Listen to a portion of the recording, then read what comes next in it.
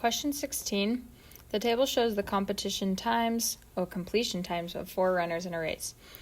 Which list shows the runners in order by their completion times from fastest to slowest? So, first we need to make sure we're going fastest to slowest. And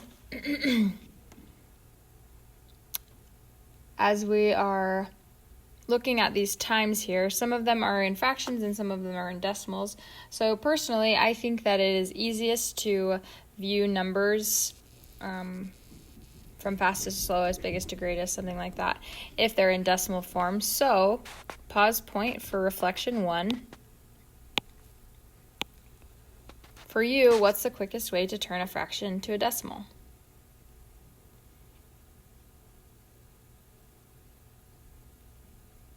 Right. So for me, when I look at a decimal, or if I look at a fraction, like 2/5, this here means division. Okay? So when I want to turn a fraction to a decimal, I just divide. So what we're going to do is turn each of these decimals to fractions to decimals, and then go from there. So 1/2 is 0.5, and then I have a 12, so 12.5. 12.09 is already a decimal. 2/5. So what I would do is just take 2 and divide it by 5, which gives me 0.4. And so this one's 12.4. And then the last one is 12.8. So what I'm going to do is I'm going to place them if I were on a number line. So if I had 12 here, the next number that I would come to would be 12.09. And then after that, I would say 12.4, and then 12.5, and then the last one is 12.8. So now what I need to do is, after looking at this on the number line, so we've turned it and put it on a number line, pause point for reflection 2.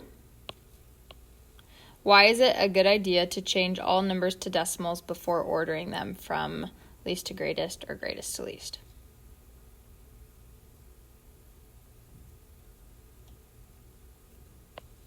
All right.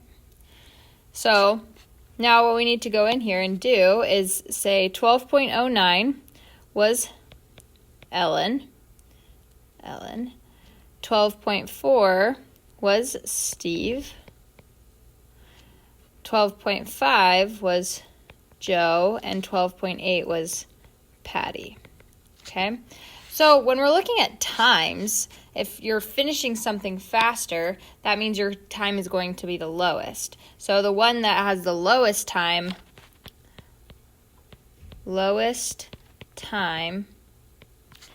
equals fastest, which makes sense. So Ellen is going to be our fastest, so we can eliminate those two. And then we have Steve